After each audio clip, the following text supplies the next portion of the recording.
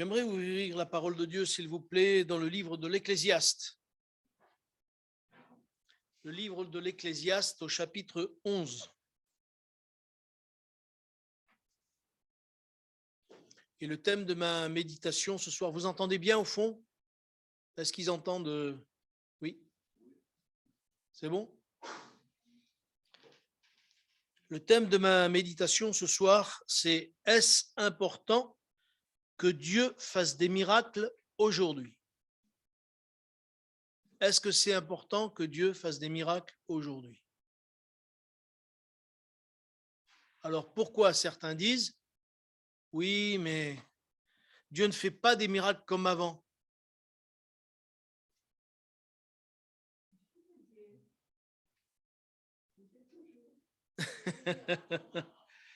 Eh oui, mais il y en a qui s'étonnent en disant « Oui, mais on ne voit pas les miracles comme avant, on ne voit plus des paralytiques se lever, des aveugles voir, on ne voit plus tout ça. » Et alors, j'aimerais avec vous ce soir méditer ça parce que je me dis qu'il nous faut réaliser certaines choses.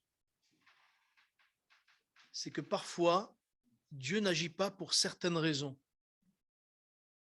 Et pourtant, on va le voir, que je vais dire l'inverse maintenant, Dieu agit toujours.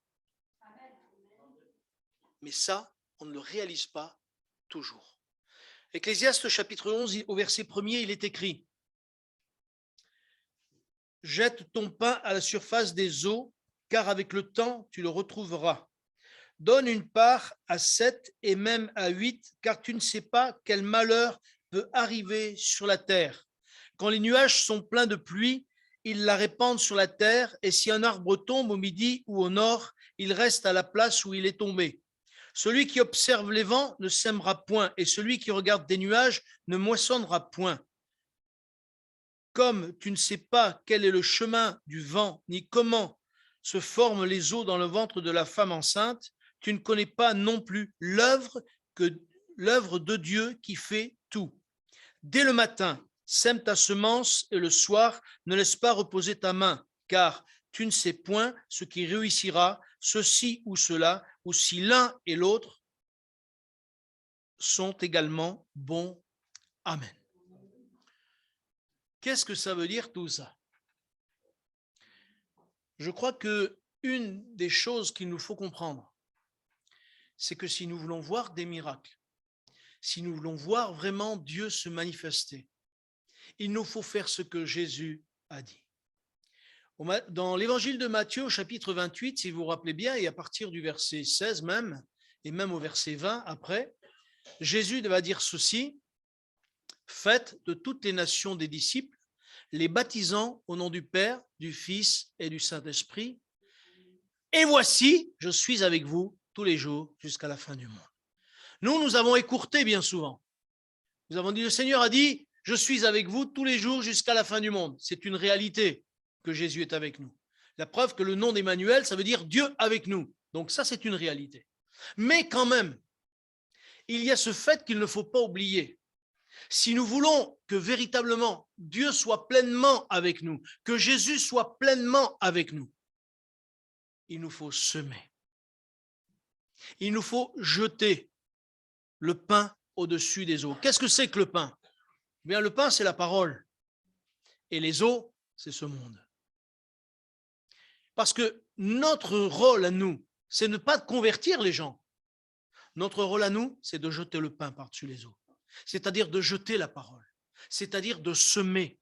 C'est-à-dire de faire tout pour que la parole soit annoncée d'une manière ou d'une autre, que ce soit par les prospectus, que ce soit par la prédication, que ce soit par la radio, que ce soit par un témoignage. C'est ça l'important. Nous, on sème. Mais qui c'est qui convainc? C'est le Saint-Esprit. D'ailleurs, le Seigneur Jésus a donné le Saint-Esprit. Pourquoi? Pour que nous puissions être forts pour évangéliser. Nous ne savons pas parler de nous-mêmes. Nous ne savons pas même prêcher, même le meilleur prédicateur. Sans le Saint-Esprit, il n'est rien. Si ce n'est pas le Saint-Esprit qui vienne souffler sur son cœur, souffler dans son esprit les paroles qu'il faut, le prédicateur n'est rien. Mais lorsqu'on prêche, c'est comme si on témoigne. Et lorsqu'on témoigne, c'est comme si on prêche. Et dans les deux cas, il nous faut de toute façon semer la parole. Et si nous voulons que véritablement il y ait cette pulsion de Dieu, ce miracle, j'allais dire, presque quotidien de Dieu, nous, il nous faut obéir à la parole. Et je crois que si nous perdons cette vision de dire nous devons évangéliser, nous devons sauver des âmes, nous devons semer la parole, après ça ne nous regarde pas. La parole, ce que Dieu nous demande, c'est de semer la parole, c'est de jeter notre pain au-dessus des eaux. Après, c'est l'affaire de Dieu. Trop souvent, on veut nous faire les choses. Trop souvent, on veut nous convertir les gens. Trop souvent, on veut nous attirer les gens. Non, ça ne marche pas, ça. Ceux qui ont cette pensée-là se trompent complètement. Nous devons semer, nous devons parler, nous devons témoigner. Et bien sûr, nous devons prier, c'est une évidence. Sans la prière, nous ne serons pas vainqueurs. Sans la prière, c'est pas nous qui allons faire quelque chose. Nous avons vraiment besoin de prendre conscience de ces choses-là. Au verset 5, il est dit, ce verset m'a attiré l'œil, « Comme tu ne sais pas quel est le chemin du vent, ni comment se forment les eaux dans le ventre de la femme enceinte, tu ne connais pas non plus l'œuvre de Dieu qui fait tout. » L'œuvre de Dieu, elle fait tout. Et on dirait, enfin, moi je l'ai interprété comme ça, c'est comme si Dieu voulait nous dire au travers de ce passage, mais ce que tu vas semer, ça va être comme un embryon. Et tu ne sais pas comment ça va grandir. Mais quelque part, ça ne te regarde pas. Excusez-moi de dire ça, mais ça ne nous regarde pas. Ce qu'on va semer, ça va faire comme un embryon que Dieu va faire grandir de la même manière qu'il fait que les os dans le ventre d'une femme, ils grandissent, ils grossissent, etc., etc. C'est Dieu qui le fait, c'est pas nous, c'est l'œuvre de Dieu qui le fait. De la même manière que lorsque nous allons semer, c'est un embryon que nous allons semer. Et derrière, bien sûr, il nous faut prier pour que Dieu fasse son œuvre. Et Dieu la fera, son œuvre. Parce qu'il sait exactement ce qu'il doit faire. Il sait exactement ce qu'il veut faire. Alors, ce passage nous dit, mais si on regarde le vent, si on regarde les nuages, eh ben, on ne moissonne pas, on ne sème pas, on ne fait rien. Mais si on regarde les difficultés, si on regarde le problème, si on regarde, eh ben, on ne fait rien. Mais c'est justement quand il y a des problèmes qu'il faut semer. Parce que nous avons une espérance. Ceux qui nous entourent n'ont pas d'espérance. Ils sont démunis, je le voyais bien. Lorsqu'on a enterré mon beau-frère, lorsque du moins on a eu la cérémonie, je voyais bien que les gens qui étaient là autour, ceux qui ne connaissaient pas Dieu, on voyait bien ils étaient étonnés de voir qu'on parlait d'espérance, de voir qu'on savait où on allait, de voir que nous, dans notre cœur, même si on a de la tristesse, mais c'est pour un temps. C'est pour un temps. Il y a une tante qui a dit à ma sœur, mais vous avez une espérance. Et pendant des années, elle a dit non, Dieu, non, Dieu, Dieu, non, Dieu, non, Dieu, non. Et là, elle a dit à ma sœur, mais vous avez une espérance. On ne sait pas ce qui a été semé, mais c'est Dieu qui le fera grandir. Mes frères et sœurs, il est important que dans ces temps où nous sommes, nous puissions continuer à semer, à jeter le pain par-dessus les eaux, que nous puissions continuer à semer la semence autant que possible, pour que Dieu en son temps la récolte. Certaines fois, il y a des gens qui rentrent ici ou à Vienne, on ne sait pas comment ça se fait qu'ils viennent. On ne sait pas comment ça se fait qu'ils rentrent. On ne les connaît même pas. Mais ils étaient ailleurs, et ailleurs, ils ont reçu un témoignage. Et quand ils rentrent ici, ils disent, mais ailleurs, j'ai entendu parler, je sais que ça m'avait touché, et je viens voir parce que je me souviens de ce que ça m'avait fait dans le cœur. Ils se souviennent. Et c'est ça l'important, c'est ça l'embryon qui a été semé. Et l'important pour nous, c'est que nous puissions dire, Seigneur, aide-moi à semer. Et je crois que si nous savons semer, donc obéir au Seigneur, alors le Seigneur enverra la bénédiction. Et on verra beaucoup plus de miracles que ceux qu'on nous voit. On aimerait tous imposer les mains et que le malade soit guéri. Mais j'allais dire, excusez-moi, ça servirait à quoi qu'on se gargarise de miracles si on n'est pas capable de bouger pour sauver les autres? On deviendrait comme quelqu'un qui mange, qui a un sacré embonpoint, mais qui ne bouge pas. Ah non, Dieu veut que nous puissions aller et que nous puissions proclamer combien il est grand. La deuxième chose que j'aimerais vous dire, c'est que Dieu n'est pas un Dieu de spectacle. Un jour, il y a un serviteur de Dieu qui disait qu'il a été dans un pays d'Amérique du Sud. Je l'ai peut-être déjà raconté à Vienne, mais ici, je ne sais pas. Et en fait, il était avec un frère. Il venait de France. Et là-bas, en Amérique du Sud, il y avait un frère qui était très réputé parce que partout où il passait, il imposait les mains aux malades et les malades étaient guéris.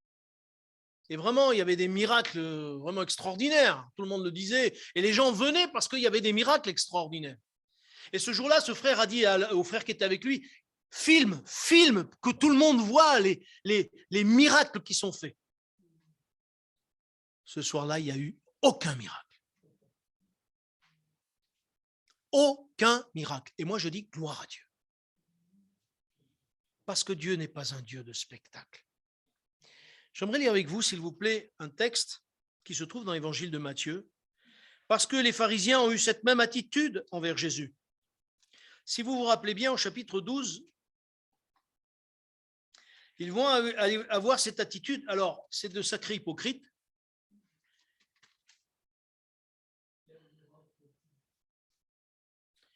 C'est ça. Mais juste avant, Jésus avait chassé un démon. Et après, ils disent à Jésus ceci, au verset 38, chapitre 12, verset 38, alors quelques-uns des scribes et des pharisiens prirent la parole et dirent, Maître, nous voudrions te voir faire un miracle, alors qu'il vient de chasser un démon. Il vient de libérer un homme. C'est un peu plus bas, c'est au début du chapitre 12, je crois que c'est. Il demande un miracle. Mais il n'y a pas plus aveugle que celui qui ne veut pas voir. Mais ils étaient là pour provoquer, montre-nous un miracle. Il y a des chrétiens peut-être qui ne réalisent pas que nous vivons le miracle tous les jours.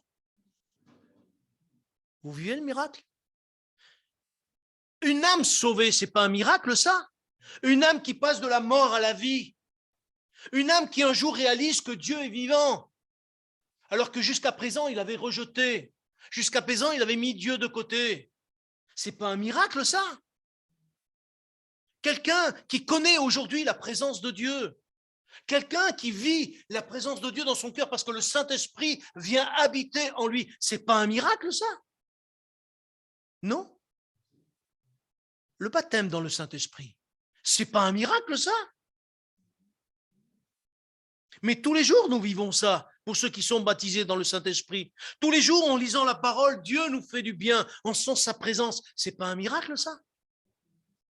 On pourrait dire oui, non, mais je voudrais.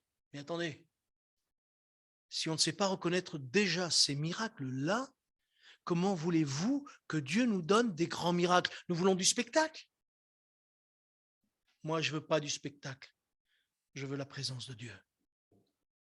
Moi, je ne veux pas du spectacle. Je veux que Dieu visite et quand il visite, qu'il touche les cœurs. Mon désir, c'est que véritablement, il y ait quelque chose qui se passe dans les cœurs et dans les vies. Quand je vois quelqu'un qui était dur, endurci, qui ne voulait rien de Dieu et qui un jour se tourne vers Dieu en disant « Tu es mon sauveur », pour moi, c'est un miracle.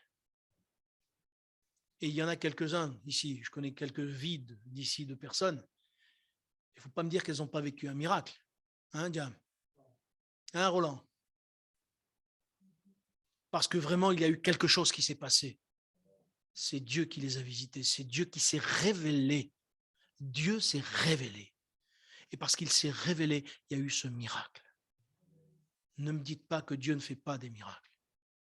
Dieu fait des miracles. Encore faut-il, lorsqu'on prie, qu'on puisse encore croire au miracle au fond de notre cœur.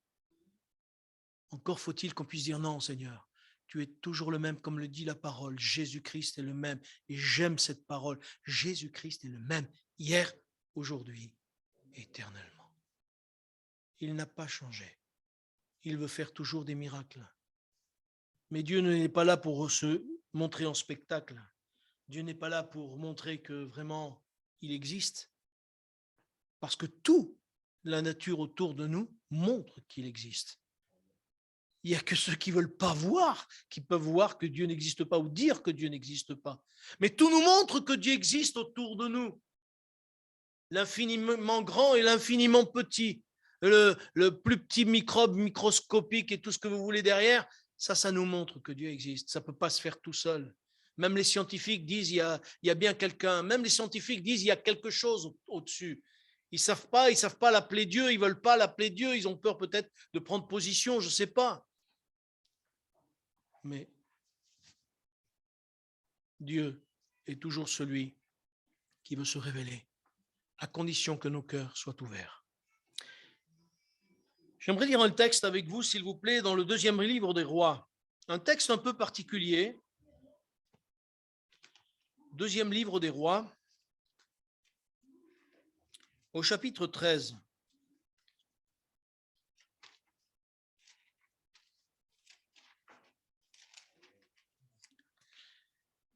Ce texte m'a toujours interpellé parce que ça me montre une chose. Une, que Dieu tient toujours ses promesses. De deux, que même morts, nous, morts, nos prières ont été entendues et Dieu peut encore agir. Même nous, morts. Chapitre 13, s'il vous plaît, et à partir du verset 20. Vous savez ce que c'est? C'est la mort d'Élisée. Au verset 20, il est écrit « Élisée mourut, et on l'enterra l'année suivante. Des troupes moabites pénétrèrent dans le pays.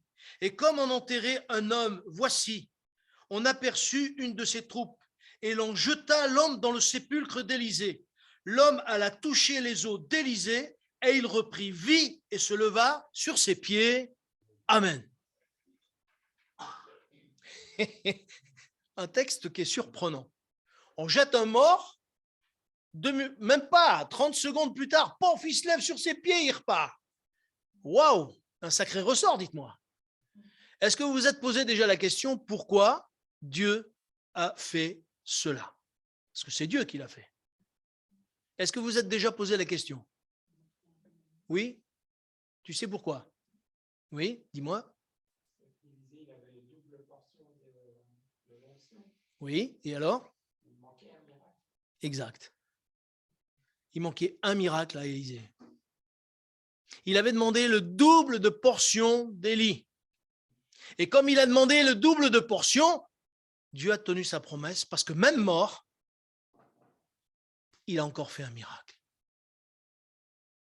Les frères et sœurs, il faut qu'on réalise que nos prières ne sont pas vaines.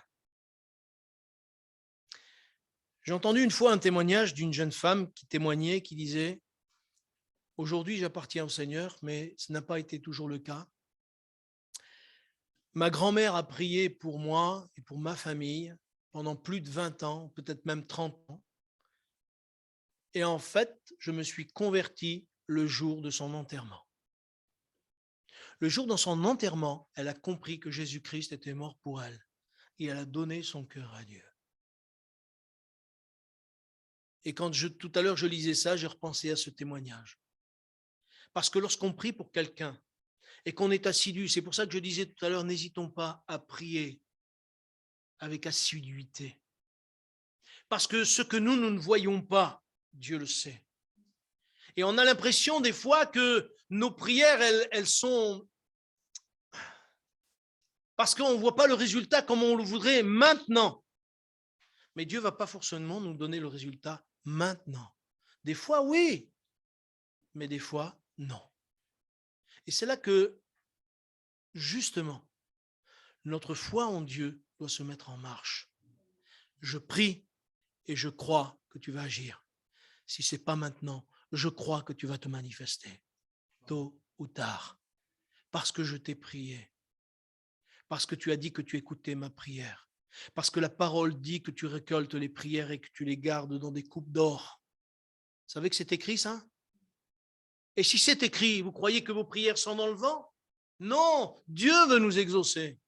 Ça veut dire que même après notre mort, même ces prières que nous avons dites de tout notre cœur pour que notre progéniture ou nos enfants ou nos petits-enfants soient bénis, Dieu les bénira. parce qu'il a entendu nos prières.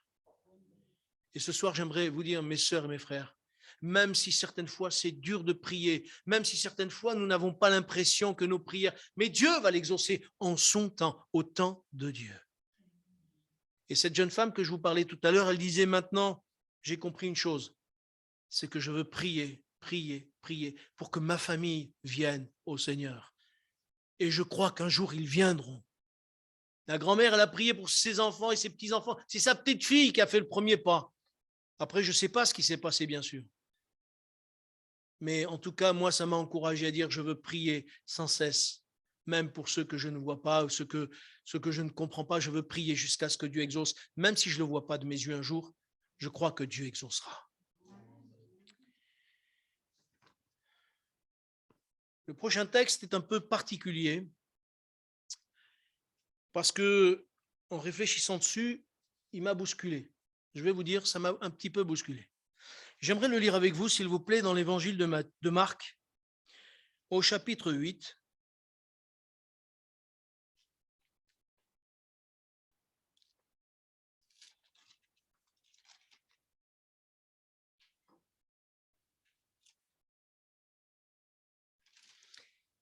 Et à partir du verset 22.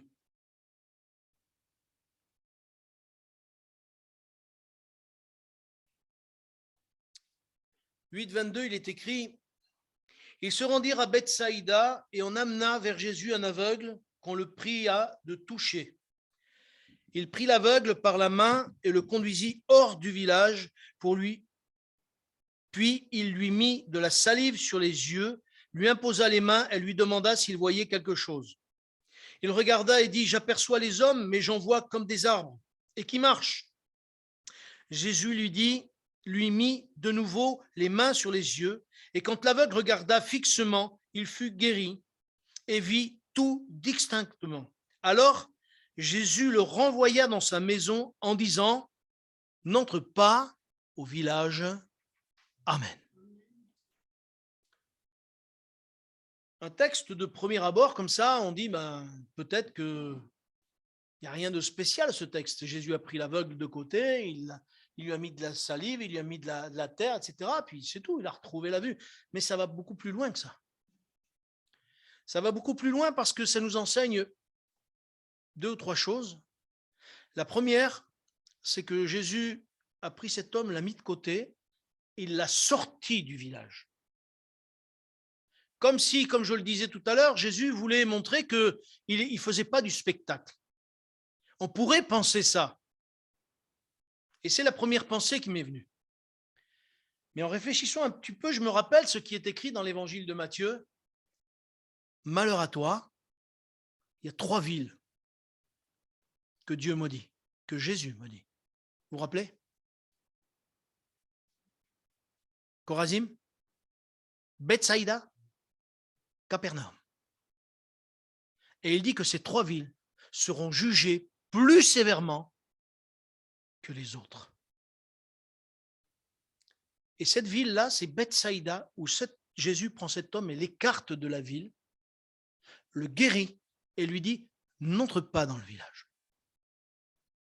Comme si, alors, vous allez me dire, peut-être c'est moi qui l'imagine, mais quand même. Moi, ça me pose problème parce que ça veut dire comme si Jésus ne voulait pas que le miracle se passe à Bethsaïda, parce que Bethsaïda, comme Chorazim, comme Capernaum, ont rejeté Jésus. Et comme ils ont rejeté Jésus, alors Jésus ne veut plus guérir Bethsaïda. Il l'a mis de côté. Pourquoi je dis ça? Je dis ça parce que certaines fois, nous prions dans des circonstances ou pour des personnes que Dieu ne veut plus bénir, où Dieu ne veut plus agir. Et j'allais vous dire, mes frères et sœurs, des fois, nous nous épuisons pour des personnes où Dieu a dit stop. La patience de Dieu a été épuisée, il dit stop. Je vous donnerai un exemple. Pharaon, avec Moïse, Dieu est patient, Dieu est patient, Dieu est patient. Le cœur de Pharaon s'endurcit, le cœur de Pharaon s'endurcit. À un moment donné, la parole nous dit ceci, c'est que Dieu a endurci le cœur de Pharaon. C'est Dieu qui a endurci le cœur de Pharaon, donc c'est fini pour ce Pharaon. Il n'y a plus moyen de salut. Et moi, je me dis, mes frères et sœurs, parfois, il n'y a pas de miracle parce que Dieu a arrêté de bénir certaines personnes et il ne les bénira plus. Vous allez me dire, c'est fort ça parce que Dieu veut sauver tous les hommes. Oui, mais il y a des hommes que Dieu arrête avec la patience duquel il arrête. Vous allez me dire, c'est pas possible. Eh bien, je crois que oui. Pharaon, pour moi, est un exemple. Judas a été appelé le fils de la perdition.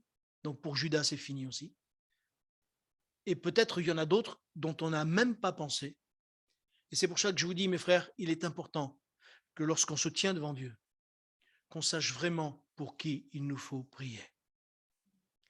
Et il nous faut cette sensibilité de l'esprit. Et j'aimerais que nous puissions le comprendre les uns et les autres. Même dans nos prières, nous avons besoin de sentir ce que le Seigneur veut et pour qui nous devons prier. Jésus a prié pour 10 lépreux, vous vous rappelez? Qui est revenu? Un seul. Et c'était qui? Un Samaritain. C'était même pas un juif, c'était un Samaritain. Croire que des fois, et pourtant le Seigneur, la bénédiction, il l'a donnée aux 10.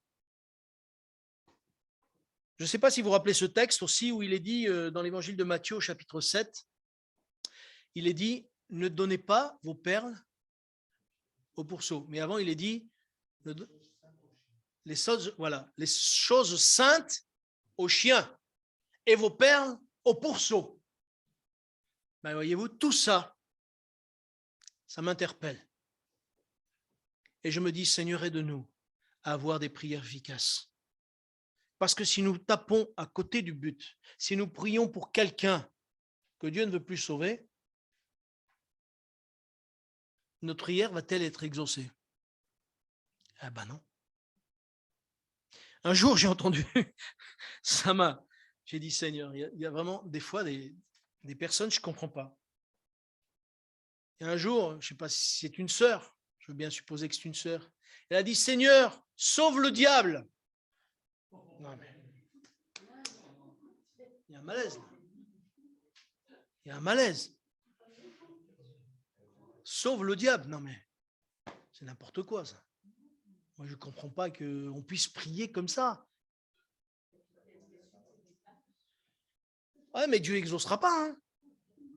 Parce que la parole, elle dit que l'enfer, il est réservé pour le diable et ses démons.